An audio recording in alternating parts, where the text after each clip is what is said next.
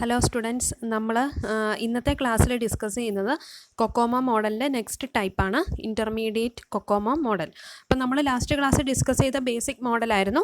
അപ്പം അതിനകത്ത് നമ്മൾ എഫർട്ടും പിന്നെന്താണ് ഡെവലപ്മെൻറ്റ് ടൈം, പിന്നെ ആവറേജ് സ്റ്റാഫ് റിക്വയർമെൻറ്റ്, പിന്നെന്താ സ്റ്റാഫ് സൈസ്, പിന്നെ പ്രൊഡക്ടിവിറ്റി, 4 കേസസിലായിരുന്നു എസ്റ്റിമേഷൻ എടുത്തുകൊണ്ടിരുന്നത്.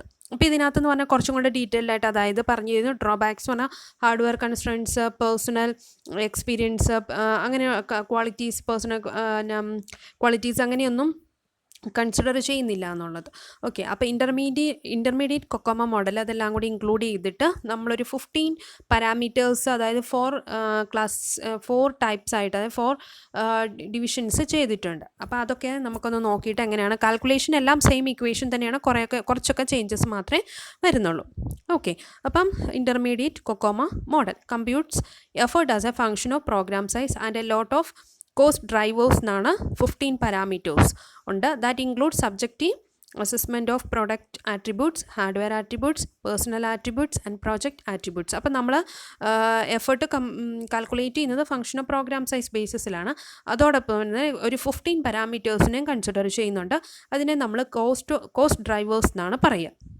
അപ്പോൾ അതിനെ നമ്മൾ 4 കാറ്റഗറീസായിട്ട് ഡിവൈഡ് ഗ്രൂപ്പ് ചെയ്തിട്ടുണ്ട്. The cost drivers are grouped into 4 categories. അതിൽ first one product attributes. Product attributes പറഞ്ഞാൽ required software reliability, database size, product complexity ഒക്കെയാണ്. അപ്പോൾ അതിനെ നമ്മൾ ഓരോ ഷോർട്ട് റെപ്രസെൻറ്റേഷൻസ് കൊടുത്തിട്ടുണ്ട്.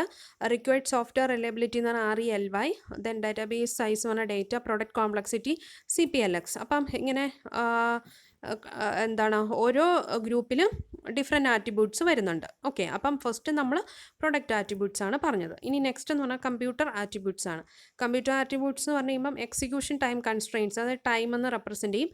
Main store constraint STOR store, virtual machine volatility, virtual VIRT എന്ന് represent ചെയ്യും. Computer turn around time TURN. അങ്ങനെയാണ് കമ്പ്യൂട്ടർ ആട്രിബ്യൂട്ട്സിനെ സബ് ഡിവിഷൻസ് വരുന്നത്. നെക്സ്റ്റ് എന്ന് പറഞ്ഞാൽ പേഴ്സണൽ ആട്രിബ്യൂട്ട്സ് ആണ്. Okay, analyst capability, analyst A, capability CAP. Okay, application experience, അപ്പം അതിൽ application A, then experience EXP. Programmer capability P, programmer P, then capability CAP. Then virtual machine experience virtual V, then experience EXP. Programming language experience, then P നമ്മൾ കൊടുത്തു കഴിഞ്ഞാൽ അതുള്ളത് കൊണ്ട് എന്താ PEXP എന്നാണ് programming language experience കൊടുത്തിരിക്കുന്നത്. So personal ആട്രിബ്യൂട്ട്സിൻ്റെ divisions ഇതൊക്കെയാണ്. Then project attributes, modern programming practices ഒക്കെ use ചെയ്യുന്നതിനെ ബേസ് ചെയ്തിട്ട് MODP എന്ന് കൊടുത്തിട്ടുണ്ട്. യൂസ് ഓഫ് സോഫ്റ്റ്വെയർ ടൂൾ എന്ന് റെപ്രസെൻറ്റ് ചെയ്തിരിക്കുന്നത്. റിക്വയർഡ് ഡെവലപ്മെൻറ്റ് ഷെഡ്യൂൾ എന്ന് പറഞ്ഞാൽ ഷെഡ്യൂൾ SSED ആണ് കൊടുത്തിരിക്കുന്നത്. ഓക്കെ, അപ്പം നമ്മൾ ഇതിനകത്ത് വരുന്ന കോസ്റ്റ് ഡ്രൈവേഴ്സിനെ 4 ജനറൽ ഗ്രൂപ്പായിട്ട് ക്ലാസിഫൈ അല്ല കാറ്റഗറൈസ് ചെയ്തിട്ടുണ്ട്. അതിനകത്ത് സബ് ടേംസ് ഒക്കെ വരുന്നുണ്ട്. അപ്പം ഇതിനെ ബേസ് ചെയ്തിട്ട്, അതായത് ഓരോ ഓരോ ആട്രിബ്യൂട്ട്സ് ടൈപ്സിലും വരുന്നിരിക്കുന്ന സബ് ആയിട്ടുള്ള ആട്രിബ്യൂട്ട്സിനെല്ലാം ഓരോ വാല്യൂ വെച്ചിട്ടൊക്കെയാണ് നമ്മൾ ഇതിനകത്ത് കാൽക്കുലേഷനകത്ത് എടുക്കുന്നത്. അപ്പോൾ ടേബിളായിട്ട് ലിസ്റ്റൊക്കെ ചെയ്തിട്ടുണ്ട്. Okay, now these 15 attributes get a 6-point scale ranging from very low to extra high. അപ്പം ഈ 15 ആട്രിബ്യൂട്ട്സിന് നമ്മൾ വാല്യൂ ചെയ്തിരിക്കുന്നത് very low to extra high. അപ്പോൾ in between very low to extra ഹൈയിലായിരിക്കും അതിൻ്റെ വാല്യൂസ് റേഞ്ച് ചെയ്തിരിക്കുന്നത്. These ratings can be viewed as, ഇതാണ് ഈ ടേബിളിൽ നമ്മൾ റെപ്രസെൻറ്റ് ചെയ്തിട്ടുണ്ട്. അതായത് ഇൻ്റർമീഡിയറ്റ് കൊക്കോമ മോഡലിൽ multiplier values for effort calculation നമ്മൾ പ്രീവിയസ് കണ്ടിരുന്നു. ഓർഗാനിക്, സെമി ഡിറ്റാച്ച്ഡ്, പിന്നെന്താ എംബഡഡിലെല്ലാം നമ്മൾ കണ്ടിരുന്നു. അപ്പം ആ സൈസൊക്കെ അനുസരിച്ച് ഓരോ വാല്യൂസ് നമ്മൾ മൾട്ടിപ്ലയർ വാല്യൂസായിട്ട് കോസ്റ്റ് എസ്റ്റിമേഷൻ അല്ലെ എഫർട്ട് കാൽക്കുലേഷനിൽ യൂസ് ചെയ്തിരുന്നു. അപ്പോൾ അതുപോലെ തന്നെ ഇതിനകത്ത് നമ്മൾ ഫസ്റ്റ് കോളം എന്ന് പറഞ്ഞാൽ കോസ്റ്റ് ഡ്രൈവേഴ്സ് ആണ്. നമ്മൾ 4 കാറ്റഗറീസിലെ 15 ആട്രിബ്യൂട്ട്സിനെ ലിസ്റ്റ് ഔട്ട് ചെയ്തിട്ടുണ്ട്. അത് ഷോർട്ട് ഫോംസ് ആണ് എല്ലാം യൂസ് ചെയ്തിരിക്കുന്നത്. പിന്നെ റേറ്റിംഗ്സ് എന്ന് പറഞ്ഞാൽ ഞാൻ പറഞ്ഞിരുന്നത് very low to extra high ആണ്. അപ്പോൾ അതിനകത്ത് വെരി ലോ ടു എക്സ്ട്രാ ഹൈയിലെ ഇൻ്റർമീഡിയറ്റ് ആയിട്ട് എന്തൊക്കെ കേസസാണ് വരുന്നത്? വെരി ലോ, സ്റ്റാർട്ട് ചെയ്യും low, nominal, then high, very high, extra high. അപ്പോൾ 5 റേറ്റിംഗ് എന്ന് പറഞ്ഞാൽ 6 ഡിഫറെൻറ്റ് ആയിട്ട് ഡിവൈഡ് ചെയ്തിട്ടുണ്ട്, ഡിഫറൻസ് റേറ്റിംഗ്സ് ആയിട്ട് ക്ലാസിഫൈ ചെയ്തിട്ടുണ്ട്. അപ്പോൾ അതിൽ ഓരോന്നിനും ഡിഫറെൻറ്റ് റേറ്റിംഗ്സ് ആയിരിക്കും നമ്മൾ കൊടുക്കുന്നത്. പ്രൊഡക്റ്റ് ആട്രിബ്യൂട്ട്സ് ആണ് വരുന്നതെങ്കിൽ പ്രൊഡക്റ്റ് ആട്രിബ്യൂട്ട്സിൽ റെപ്രസെൻറ്റേഷൻ വന്നിരിക്കുന്നത് ഇപ്പം ഏതെങ്കിലും ഒരു പർട്ടിക്കുലർ അപ്പോൾ അല്ലെ പ്രോജക്റ്റ് ആറ്റും മോഡേൺ ലാംഗ്വേജ് യൂസ് ചെയ്തിരിക്കുന്നത് എക്സ്ട്രാ ഹൈ അല്ലെങ്കിൽ very high to very low അങ്ങനെയൊക്കെ ആണ് റെപ്രസെൻ്റ് ചെയ്തിരിക്കുന്ന ആ 2 വാല്യൂസ് ആയിരിക്കും, അതിന് വരുന്ന വാല്യൂസൊക്കെ ആയിരിക്കും നമ്മൾ യൂസ് ചെയ്തിരിക്കുന്നത്. അപ്പോൾ നമുക്കിത് എക്സാമ്പിൾ ചെയ്യുമ്പം കുറച്ചും കൂടെ ക്ലിയർ ആവും. അപ്പോൾ ഇത് മനസ്സിലാക്കുക, നമ്മൾ മൾട്ടിപ്ലയർ വാല്യൂസ് ഫോർ എഫർട്ട് കാൽക്കുലേഷന് ഈ ഒരു ടേബിളാണ് യൂസ് ചെയ്യുന്നത്. അപ്പോൾ അതെന്ന് പറഞ്ഞാൽ നമ്മളിപ്പം ഇത് യൂസ് ചെയ്യുന്നു. അപ്പോൾ പിന്നെ എന്താ പറയുക, നിങ്ങൾക്ക് എക്സാമിനൊക്കെ ചോദിക്കുമ്പോൾ അത് വാല്യൂസൊക്കെ തന്നെയായിരിക്കും ചെയ്യുന്നത്. ഇത് ടേബിൾ ആപ്പാടെ കാണാപ്പാടം പഠിക്കേണ്ട ആവശ്യമൊന്നുമില്ല. അതായത് നമ്മൾ ഇൻ്റർമീഡിയറ്റ് കൊക്കോമോ മോഡലിലെ എഫർട്ടും പിന്നെ ഡെവലപ്മെൻറ്റ് ടൈം, സ്റ്റാഫ് സൈസ് ഇങ്ങനെയുള്ള പ്രൊഡക്ടിവിറ്റി ഒക്കെ എങ്ങനെ കാൽക്കുലേറ്റ് ചെയ്യുന്നതിൻ്റെ ഇക്വേഷൻ, അതായത് ബേസിക് മോഡലിൽ നിന്ന് ഡിഫറെൻ്റ് ആയിട്ട് എന്താണെന്നുള്ളതാണ്. അപ്പം intermediate COCOMO equations take the form. അപ്പം നമ്മൾ എഫർട്ട് എന്ന് പറഞ്ഞു കഴിഞ്ഞാൽ നമ്മൾ നേരത്തെ ഇക്വേഷൻ തന്നെയാണ്, KLOC ലൈൻ ഓഫ് കോഡിനെ ബേസ് ചെയ്ത് റേസ് ടു ബി ആണ്.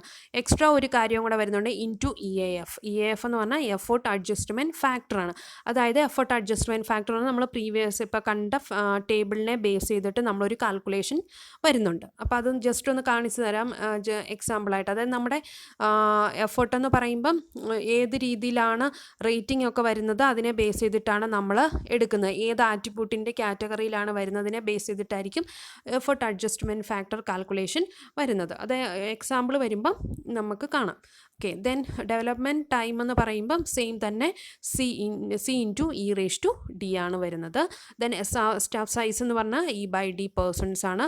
പ്രൊഡക്ടിവിറ്റി എന്ന് പറഞ്ഞാൽ line of code by E ആണ്. സെയിം തന്നെ എക്സ്ട്രാ എഫേർട്ടിൻ്റെ കേസസിൽ മാത്രമാണ് EAF എഫേർട്ട് അഡ്ജസ്റ്റ്മെൻറ്റ് ഫാക്ടർ വരുന്നത്. പിന്നെ ABCD എന്ന് പറഞ്ഞ കോഎഫിഷ്യൻസ് നമ്മൾ കണ്ടിരുന്നു. ഏത് ടൈപ്പ് ഓഫ് പ്രോജക്റ്റ്, അതായത് സ്മോൾ ആണോ മീഡിയം ആണോ ലാർജ് ആണോ ബേസ് ചെയ്തിട്ട് നമ്മൾ നേരത്തെ ബേസിക്കിലും കണ്ടിരുന്നു.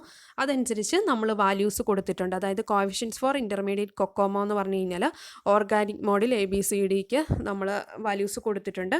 സെമി ഡിറ്റാച്ച്ഡ് ആണെങ്കിൽ അങ്ങനെ വാല്യൂസ് കൊടുത്തിട്ടുണ്ട്. എംബഡഡ് മോഡിലാണെങ്കിലും വാല്യൂസ് കൊടുത്തിട്ടുണ്ട്. അപ്പം നമ്മൾ ആദ്യമേ തന്നെ നമുക്ക് ഏത് ടൈപ്പ് ഓഫ് പ്രോജക്റ്റ് സൈസ് ആദ്യം ഐഡൻറ്റിഫൈ ചെയ്യുക പ്രോജക്റ്റിൻ്റെ, അതിനുശേഷം ഏത് മോഡാന്നുള്ളതും അതായത് മോഡ് ഏത് പ്രോജക്റ്റ് സൈസ് അനുസരിച്ച് അറിഞ്ഞു കഴിഞ്ഞാൽ നമുക്ക് മോഡ് അറിയാൻ പറ്റും. അതനുസരിച്ച് വേണം ABCDക്ക് വാല്യൂസ് കൊടുക്കാനായിട്ട്. ദെൻ നമുക്കിനി ഒരു കാൽക്കുലേഷനിലോട്ട് പോകാം. എക്സാമ്പിളാണ്. ഓക്കെ, ഇൻ്റർമീഡിയറ്റ് കൊക്കോമോ മോഡലിൻ്റെ കാൽക്കുലേഷൻ എങ്ങനെയാണ് അതിൽ ചെയ്യുന്നതെന്നുള്ളതാണ്. അപ്പോൾ അതിൻ്റെ question, A new project with estimated 400K line of കോഡാണ്. അപ്പം നമ്മൾ സൈസ് എന്ന് പറഞ്ഞാൽ പ്രോജക്റ്റിൻ്റെ സൈസ് 400 ആണ്.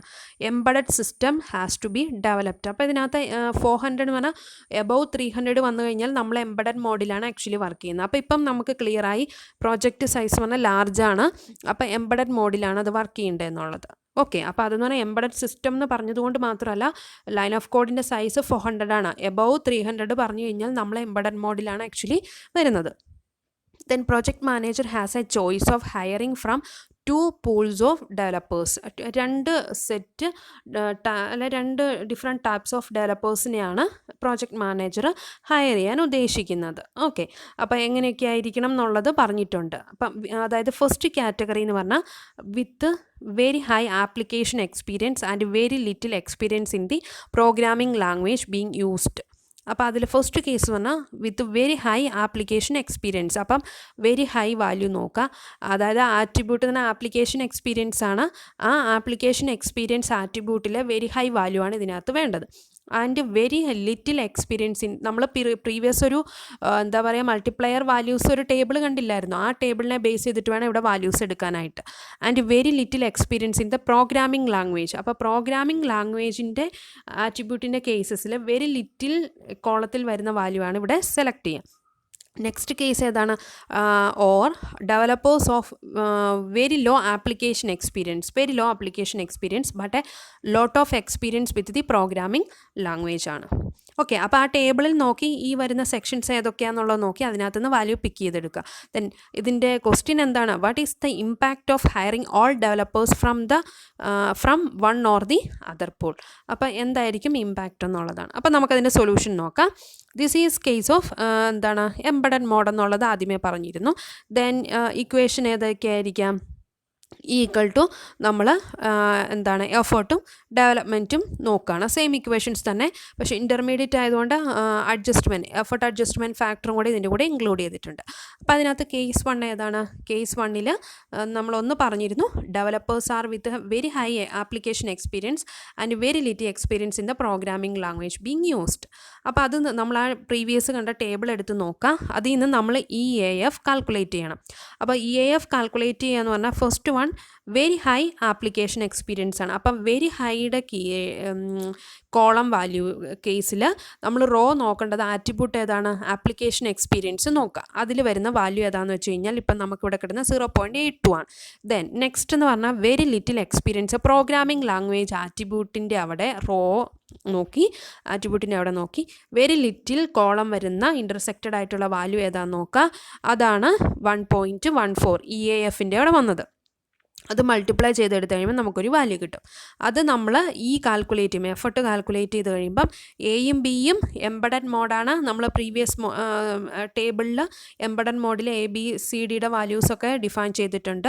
അപ്പോൾ അത് വെച്ചിട്ട് നമ്മൾ ഇവിടെ കാൽക്കുലേറ്റ് ചെയ്യും. ഇൻറ്റു EAFും കൂടെ കൂട്ടിയിട്ട് നമുക്ക് 3470 പേഴ്സൺസ് മന്താണ് എഫർട്ട് കിട്ടിയിരിക്കുന്നത്.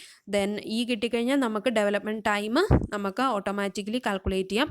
അപ്പോൾ 33.9 മന്താണ് ഡെവലപ്മെൻറ്റ് ടൈം എടുത്തിരിക്കുന്നത്.